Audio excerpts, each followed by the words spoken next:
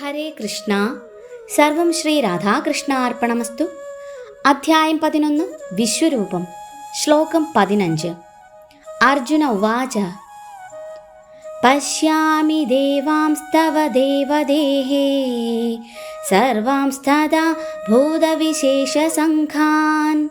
ബ്രഹ്മാണമീശം കമലാസനസ്ഥം ഋഷീംശ്ച സർവാനുരകാംശ്ച ദിവ്യാൻ. വിവർത്തനം.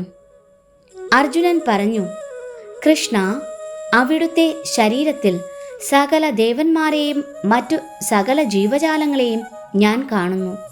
മാത്രമല്ല, താമരപ്പൂവിൽ ഇരുന്നരുളുന്ന ബ്രഹ്മദേവൻ, അതുപോലെ ശിവൻ, ഋഷികൾ, ദിവ്യ സർപ്പഗണങ്ങൾ എന്നിവരെയും ഞാൻ കാണുന്നു. ഭാവാർത്ഥം. പ്രപഞ്ചത്തിലുള്ളതെല്ലാം അർജുനൻ കാണുകയാണ്.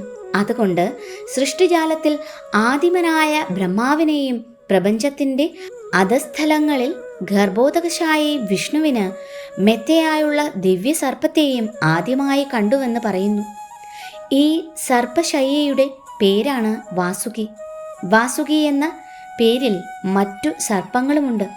ഗർഭോദകശായി വിഷ്ണു മുതൽ പ്രപഞ്ചസർഗത്തിൻ്റെ മുകൾ നിലയിൽ സൃഷ്ടികർത്താവായ ബ്രഹ്മാവിൻ്റെ ഇരിപ്പിടമായ കമലാകൃതിയിലുള്ള ഗ്രഹം വരെ അർജുനൻ കാണുന്നുണ്ട്. തേരിലിരുന്നു കൊണ്ട് തന്നെ അദ്ദേഹത്തിന് സർഗാരംഭം മുതൽ അന്ത്യം വരെ ദൃശ്യമായെന്നർത്ഥം.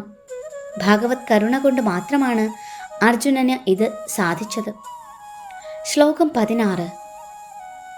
അനേകബാഹൂദരവക്ത്രനേത്രം പശ്യാമി ത്വാം സർവതോ അനന്തരൂപം നാന്തം ന മധ്യം ന പുനസ്തവാദിം പശ്യാമി വിശ്വേശ്വര വിശ്വരൂപ.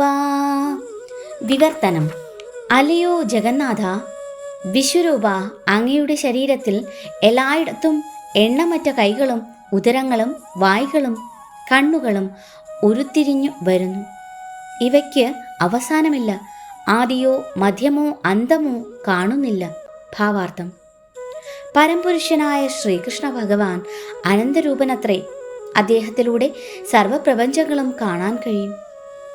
ഹരേ കൃഷ്ണ. സർവം ശ്രീ രാധാകൃഷ്ണ അർപ്പണമസ്തു.